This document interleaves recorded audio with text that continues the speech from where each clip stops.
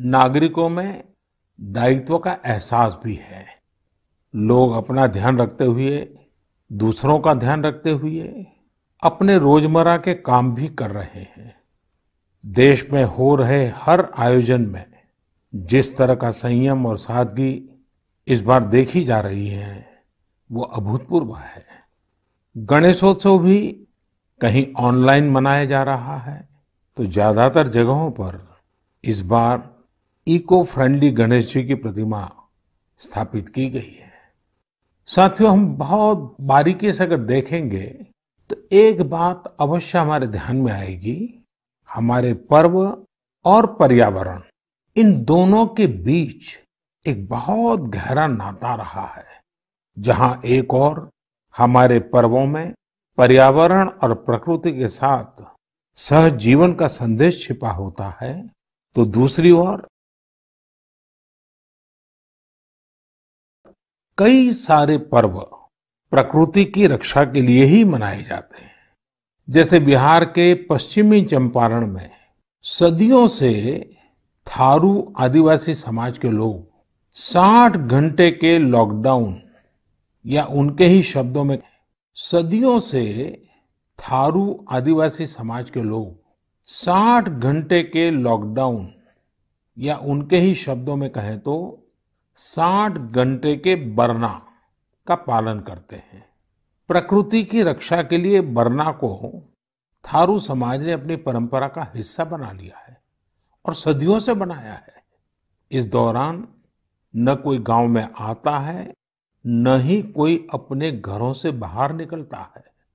और लोग मानते हैं कि अगर वो बाहर निकले या कोई बाहर से आया, तो उनके आने जाने से लोगों की रोजमर्रा की गतिविधियों से नए पेड़ पौधों को नुकसान हो सकता है।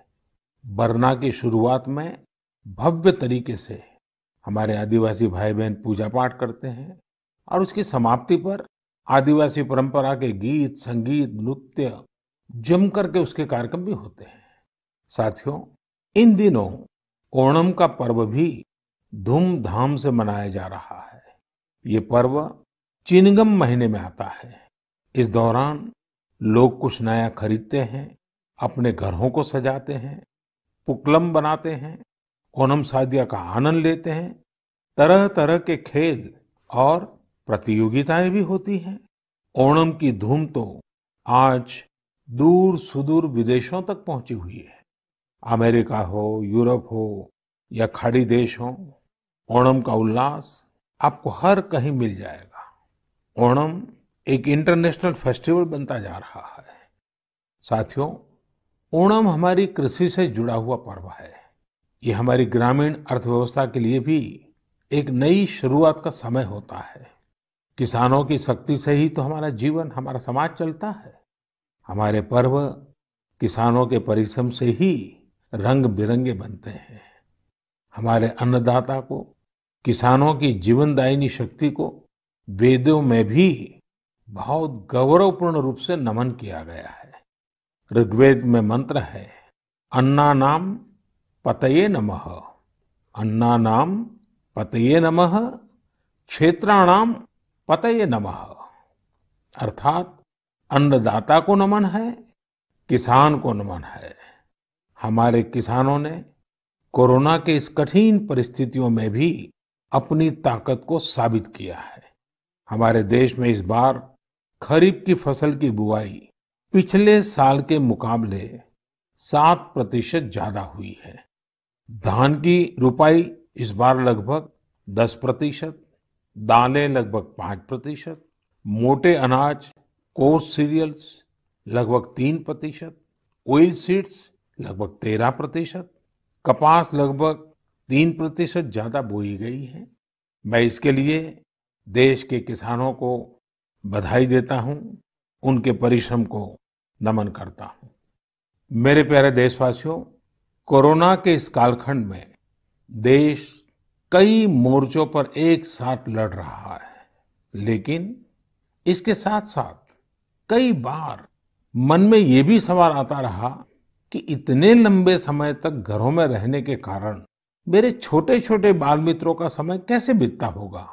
और इसी से मैंने गांधीनगर की चिल्ड्रन यूनिवर्सिटी, जो दुनिया में एक अलग तरह का प्रयोग है, भारत सरकार के महिला और बाल विकास मंत्रालय, शिक्षा मंत्रालय, सूक्ष्म लघु और मध्यम उद्योग मंत्रालय, इन सभी के साथ मिलकर हम बच्चों के लिए क्या कर सकते हैं, इस पर मंथन किया, चिंतन किया। मेरे लिए ये बहुत सुखद था, लाभकारी भी था, क्योंकि एक प्रकार से ये मेरे लिए भी कुछ नया जानने का, नया सीखने का अवसर बन गया। साथियों, हमारे चिंतन का विषय था खिलौने और विशेषकर भारतीय खिलौने। हमने इस बात पर मंथन किया कि भारत के बच्चों को नए नए टॉयज कैसे मिले, भारत टॉय प्रोडक्शन का बहुत बड़ा हब कैसे बने। वैसे मैं मन की बात सुन रहे बच्चों के माता पिता से क्षमा मांगता हूं, क्योंकि हो सकता है उन्हें अब ये मन की बात सुनने के बाद खिलौनों की नई नई डिमांड सुनने का शायद एक नया काम सामने आ जाएगा। साथियों, खिलौने जहां एक्टिविटी को बढ़ाने वाले होते हैं, तो खिलौने हमारी आकांक्षाओं को भी उड़ान देते हैं। खिलौने केवल मन ही नहीं बहलाते, खिलौने मन बनाते भी हैं और मकसद गढ़ते भी हैं। मैंने कहीं पढ़ा कि खिलौनों के संबंध में गुरुदेव रविंद्रनाथ टैगोर ने कहा था कि बेस्ट टॉय वो होता है जो इनकम्प्लीट हो, ऐसा खिलौना जो अधूरा हो और बच्चे मिलकर खेल खेल में उसे पूरा करें। गुरुदेव टैगोर ने कहा था कि जब वो छोटे थे तो खुद की कल्पना से घर में मिलने वाले सामानों से ही अपने दोस्तों के साथ अपने खिलौने और खेल बनाया करते थे। लेकिन एक दिन बचपन के उन मौज मस्ती भरे पलों में बड़ों का दखल हो गया। हुआ ये था कि उनका एक साथी एक बड़ा और सुंदर सा विदेशी खिलौना लेकर आ गया। खिलौनों को लेकर इतराते हुए अब सब साथी का ध्यान खेल से ज्यादा खिलौने पर रह गया। हर किसी के आकर्षण का केंद्र खेल नहीं रहा, खिलौना बन गया। जो बच्चा कल तक सबके साथ खेलता था, सबके साथ रहता था, घुल मिल जाता था, खेल में डूब जाता था, वो अब दूर रहने लगा। एक तरह से बाकी बच्चों से भेद का भाव उसके मन में बैठ गया। महंगे खिलौने में बनाने के लिए भी कुछ नहीं था, सीखने के लिए भी कुछ नहीं था। यानी कि एक आकर्षक खिलौने ने एक उत्कृष्ट बच्चे को कहीं दबा दिया, छिपा दिया, मुरझा दिया। इस खिलौने ने धन का, संपत्ति का, जरा बड़प्पन का प्रदर्शन कर लिया, लेकिन उस बच्चे की क्रिएटिव स्पिरिट को बढ़ने और संवरने से रोक दिया। खिलौना तो आ गया, पर खेल खत्म हो गया और बच्चे का खिलना भी खो गया। इसलिए गुरुदेव कहते थे कि खिलौने ऐसे होने चाहिए जो बच्चे के बचपन को बाहर लाएं, उसकी क्रिएटिविटी को सामने लाएं। बच्चों के जीवन के अलग अलग पहलू पर खिलौनों का जो प्रभाव है, इस पर राष्ट्रीय शिक्षा नीति में भी बहुत ध्यान दिया गया है। खेल खेल में सीखना, खिलौने बनाना सीखना, खिलौने जहां बनते हैं वहां की विजिट करना, इन सबको करिकुलम का हिस्सा बनाया गया है। साथियों, हमारे देश में लोकल खिलौनों की बहुत समृद्ध परंपरा रही है। कई प्रतिभाशाली और कुशल कारीगर हैं जो अच्छे खिलौने बनाने में महारत रखते हैं। भारत के कुछ क्षेत्र टॉय क्लस्टर्स यानी खिलौने के केंद्र के रूप में भी विकसित हो रहे हैं। जैसे कर्नाटक के रामनगरम में चन्नापटना, आंध्र प्रदेश के कृष्णा में कोंडापल्ली, तमिलनाडु में तंजौर, असम में धुबरी, उत्तर प्रदेश का वाराणसी, कई ऐसे स्थान हैं, कई नाम गिना सकते हैं। आपको ये जानकर आश्चर्य होगा कि global toy industry 7 lakh crore रुपए से भी अधिक की है। 7 लाख करोड़ रुपयों का इतना बड़ा कारोबार, लेकिन भारत का हिस्सा उसमें बहुत कम है।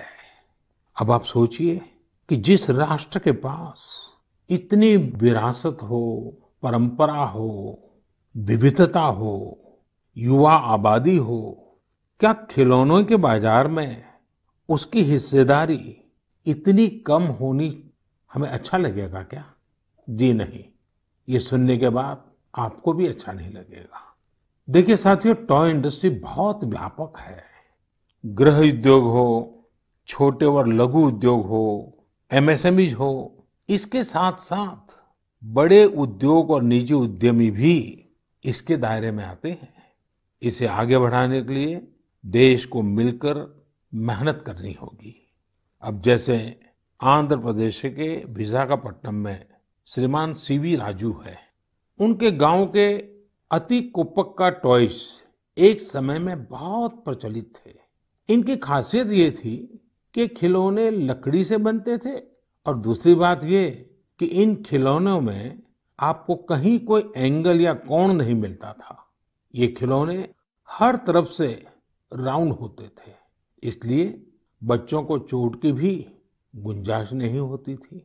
सीवी राजू ने एतिकोप्पका टॉयज के लिए अब अपने गांव के कारीगरों के साथ मिलकर एक तरह से नया मूवमेंट शुरू कर दिया है। बेहतरीन क्वालिटी के एतिकोप्पका टॉयज बनाकर सीवी राजू ने स्थानीय खिलौनों की खोई हुई गरिमा को वापस ला दिया है। खिलौनों के साथ हम दो चीजें कर सकते हैं। अपने गौरवशाली अतीत को अपने जीवन में फिर से उतार सकते हैं और अपने स्वर्णिम भविष्य को भी संवार सकते हैं। मैं अपने स्टार्टअप मित्रों को, हमारे नए उद्यमियों से कहता हूँ, टीम अप फॉर टॉयज। आइए मिलकर खिलौने बनाएं। अब सभी के लिए लोकल खिलौनों के लिए वोकल होने का समय है। आइए हम अपने युवाओं के लिए कुछ नए प्रकार के अच्छी क्वालिटी वाले खिलौने बनाते हैं।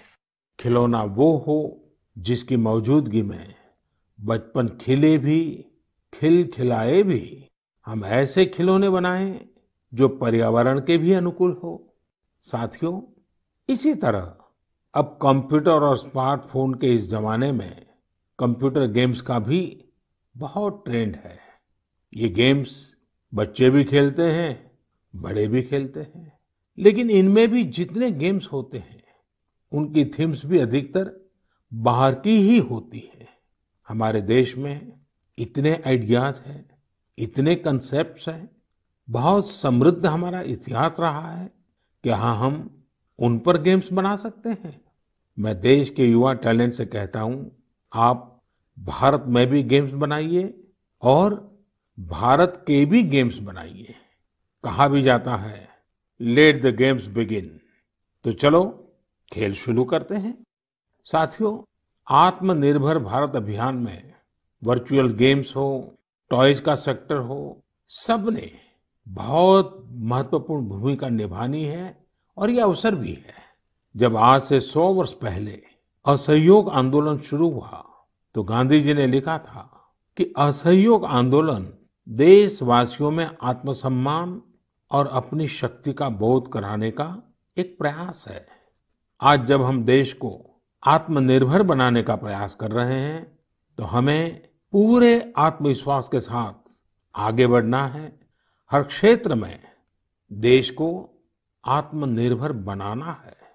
असहयोग आंदोलन के रूप में जो बीज बोया गया था उसे अब आत्मनिर्भर भारत के वटवृक्ष में परिवर्तित करना हम सबका दायित्व है। मेरे प्यारे देशवासियों, भारतीयों के इनोवेशन और सॉल्यूशन देने की क्षमता का लोहा हर कोई मानता है और जब समर्पण भाव हो, संवेदना हो, तो ये शक्ति असीम बन जाती है। इस महीने की शुरुआत में देश के युवाओं के सामने एक ऐप इनोवेशन चैलेंज रखा गया। इस आत्मनिर्भर भारत ऐप इनोवेशन चैलेंज में हमारे युवाओं ने बढ़ चढ़कर के हिस्सा लिया। करीब 7,000 एंट्रीज आई उसमें भी करीब करीब 2/3 ऐप्स टियर 2 और टियर 3 शहरों के युवाओं ने बनाए हैं। ये आत्मनिर्भर भारत के लिए, देश के भविष्य के लिए बहुत शुभ संकेत है। आत्मनिर्भर ऐप इनोवेशन चैलेंज के रिजल्ट्स देखकर आप जरूर प्रभावित होंगे। काफी जांच परख के बाद अलग अलग कैटेगरी में लगभग 2 दर्जन ऐप्स को अवार्ड भी दिए गए हैं। आप जरूर इन ऐप्स के बारे में जानें और उनसे जुड़े। हो सकता है आप भी ऐसा कुछ बनाने के लिए प्रेरित हो जाए। इनमें एक ऐप है कुटुकी किड्स लर्निंग ऐप। ये छोटे बच्चों के लिए ऐसा इंटरेक्टिव ऐप है जिसमें गानों और कहानियों के जरिए बात बात में ही बच्चे मैथ साइंस में बहुत कुछ सीख सकते हैं। इसमें एक्टिविटीज भी हैं, खेल भी हैं। इसी तरह एक माइक्रो ब्लॉगिंग प्लेटफॉर्म का भी ऐप है। इसका नाम है कू, KOO कू।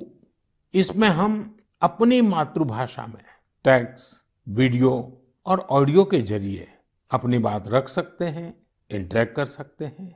इसी तरह चिंगारी ऐप भी युवाओं के बीच काफी पॉपुलर हो रहा है। एक ऐप है आस्क सरकार।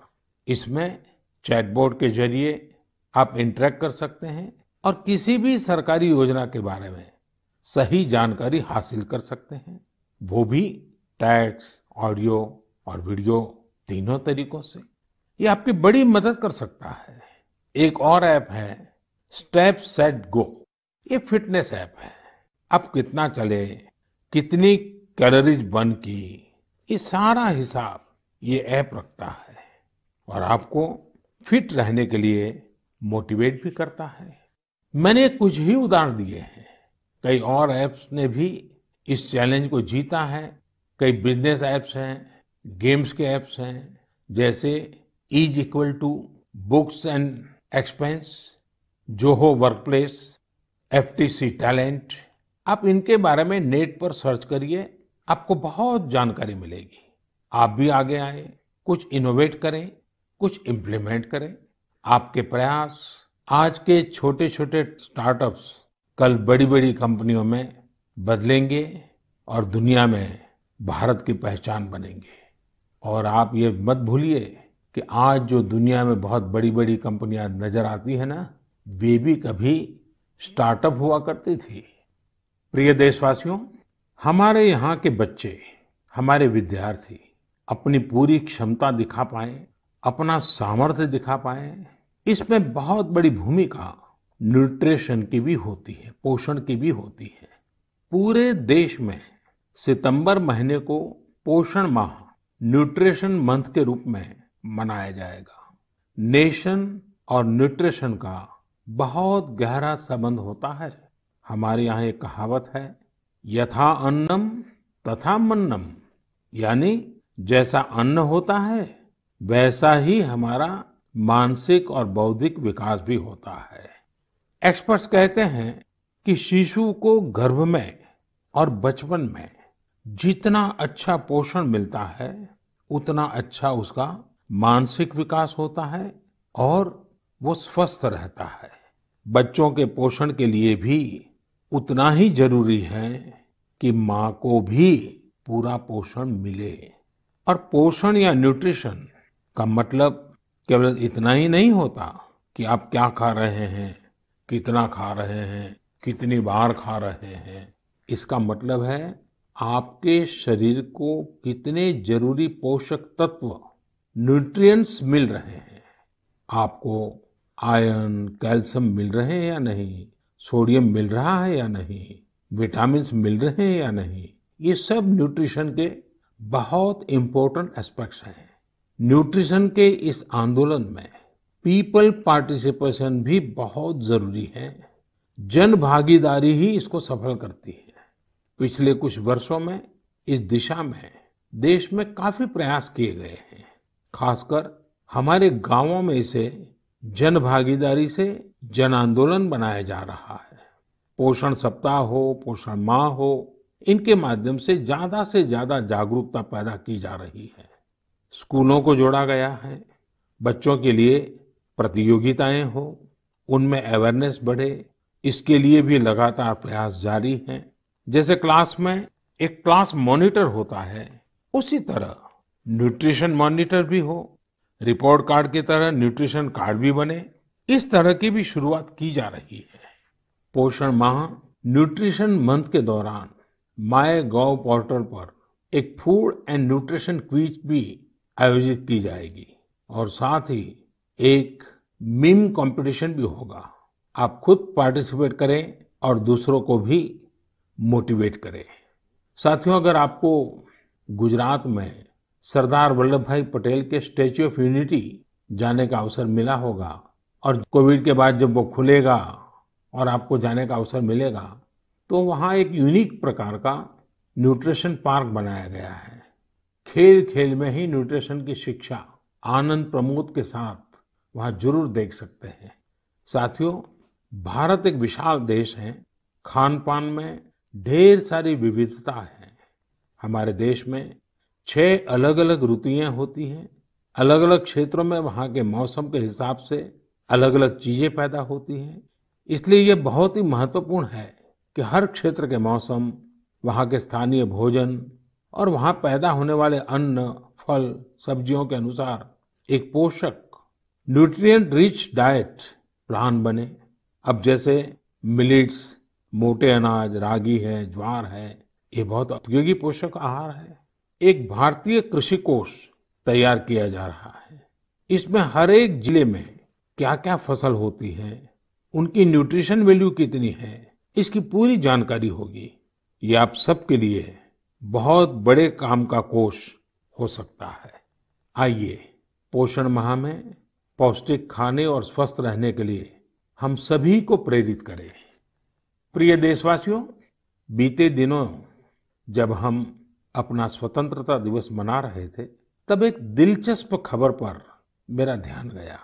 ये खबर है हमारे सुरक्षा बलों के 2 जांबाज किरदारों की। एक है सोफी और दूसरी विदा। सोफी और विदा इंडियन आर्मी के श्वान है, डॉग्स है, और उन्हें chief of army staff commendation card से सम्मानित किया गया है। सोफी और विदा को ये सम्मान इसलिए मिला क्योंकि इन्होंने अपने देश की रक्षा करते हुए अपना कर्तव्य बखूबी निभाया है। हमारी सेनाओं में, हमारे सुरक्षा बलों के पास ऐसे कितने ही बहादुर श्वान हैं, डॉग्स हैं, जो देश के लिए जीते हैं और देश के लिए अपना बलिदान भी देते हैं।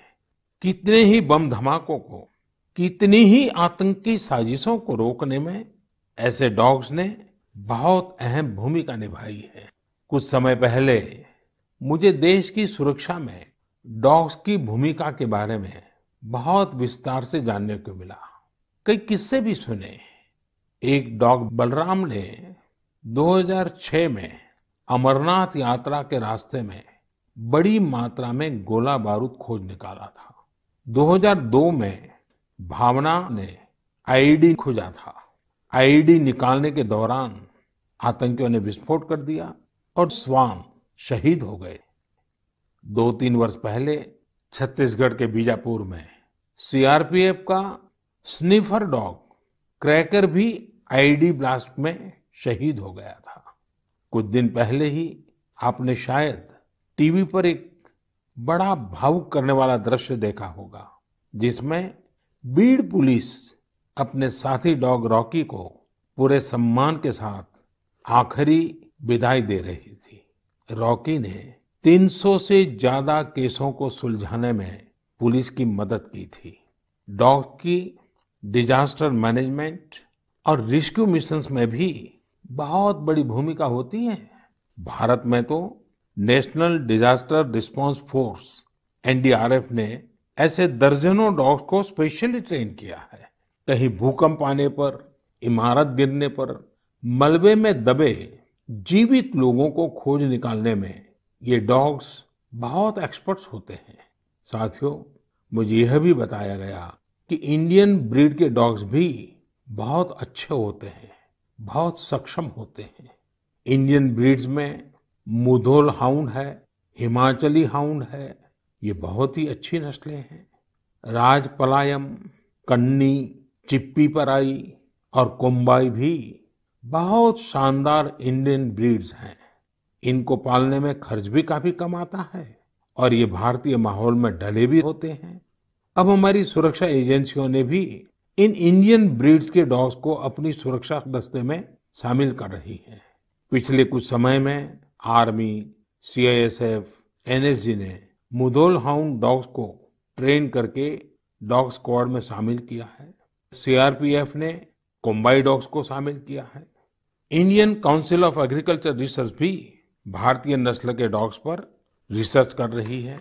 मकसद यही है कि इंडियन ब्रीड्स को और बेहतर बनाया जा सके और उपयोगी बनाया जा सके। आप इंटरनेट पर इनके नाम सर्च करिए, इनके बारे में जानिए। आप इनकी खूबसूरती, इनकी क्वालिटी देखकर हैरान हो जाएंगे। अगली बार जब भी आप डॉग पालने की सोचें, आप जरूर इनमें से ही किसी इंडियन ब्रीड के डॉग को घर लाएं। आत्मनिर्भर भारत जब जन मन का मंत्र बन ही रहा है, तो कोई भी क्षेत्र इससे पीछे कैसे छूट सकता है। मेरे प्रिय देशवासियों, कुछ दिनों बाद 5 सितंबर को हम शिक्षक दिवस मनाएंगे।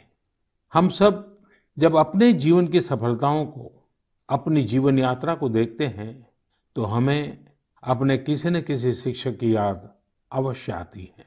तेजी से बदलते हुए समय और कोरोना के संकट काल में हमारे शिक्षकों के सामने भी समय के साथ बदलाव की एक चुनौती रख दी है।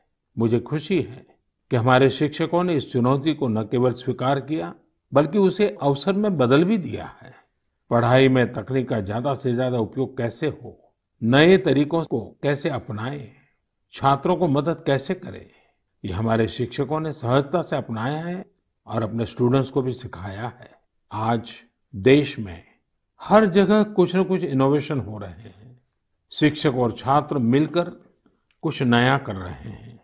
मुझे भरोसा है, जिस तरह देश में राष्ट्रीय शिक्षा नीति के जरिए एक बड़ा बदलाव होने जा रहा है, हमारे शिक्षक इसका भी लाभ छात्रों तक पहुंचाने में अहम भूमिका निभाएंगे। साथियों, और विशेषकर मेरे शिक्षक साथियों, वर्ष 2022 में हमारा देश स्वतंत्रता के 75 वर्ष का पर्व मनाएगा। स्वतंत्रता के पहले अनेक वर्षों तक हमारे देश में आजादी का जंग, उसका एक लंबा इतिहास रहा है। इस दौरान देश का कोई कोना ऐसा नहीं था जहां आजादी के मतवालों ने अपने प्राण न्योछावर न किए हों, अपना सर्वस्व त्याग न दिया हो। ये बहुत आवश्यक है कि हमारी आज की पीढ़ी, हमारे विद्यार्थी आजादी की जंग, हमारे देश के नायकों से परिचित रहे, उसे उतना ही महसूस करें। अपने जिले से, अपने क्षेत्र में आजादी के आंदोलन के समय क्या हुआ, कैसे हुआ, कौन शहीद हुआ, कौन कितने समय तक देश के लिए जेल में रहा, ये बातें हमारे विद्यार्थी जानेंगे तो उनके व्यक्तित्व में भी इसका प्रभाव दिखेगा। इसके लिए बहुत से काम किए जा सकते हैं, जिसमें हमारे शिक्षकों का बड़ा दायित्व है। जैसे आप जिस जिले में हैं, वहाँ शताब्दियों तक जो आजादी का जंग चला, उन आजादी के जंग में वहाँ कोई घटनाएं घटी है क्या, इसे लेकर विद्यार्थियों से रिसर्च करवाई जा सकती है। उसे स्कूल के हस्तलिखित अंक के रूप में तैयार किया जा सकता है। आपके शहर में स्वतंत्रता आंदोलन से जुड़ा कोई स्थान हो तो छात्र छात्राओं को वहां ले जा सकते हैं। किसी स्कूल के विद्यार्थी ठान सकते हैं कि वो आजादी के 75 वर्ष में अपने क्षेत्र के आजादी के 75 नायकों पर कविताएं लिखेंगे, नाट्य कथाएं लिखेंगे। आपके प्रयास देश के हजारों लाखों अनसंग हीरोज को सामने लाएंगे, जो देश के लिए जिए, जो देश के लिए खप गए, जिनके नाम समय के साथ विस्मृत हो गए। ऐसे महान व्यक्तित्वों को अगर हम सामने लाएंगे, आजादी के 75 वर्ष में उन्हें याद करेंगे, तो उनको सच्ची श्रद्धांजलि होगी। और जब 5 सितंबर को शिक्षक दिवस मना रहे हैं, तब मैं मेरे शिक्षक साथियों से जरूर आग्रह करूंगा कि वे इसके लिए एक माहौल बनाएं, सबको जोड़ें और सब मिलकर के जुट जाएं। मेरे प्रिय देशवासियों, देश आज जिस विकास यात्रा पर चल रहा है, इसकी सफलता सुखद तभी होगी जब हर एक देशवासी इसमें शामिल हो, इस यात्रा का यात्री हो, इस पथ का पथिक हो। इसलिए ये जरूरी है कि हर एक देशवासी स्वस्थ रहे, सुखी रहे और हम मिल करके कोरोना को पूरी तरह से हराएं। कोरोना तभी हारेगा जब आप सुरक्षित रहेंगे, जब आप 2 गज की दूरी, मास्क जरूरी, इस संकल्प का पूरी तरह से पालन करेंगे। आप सब स्वस्थ रहिए, सुखी रहिए। इन्हीं शुभकामनाओं के साथ अगली मन की बात में फिर मिलेंगे। बहुत बहुत धन्यवाद। नमस्कार।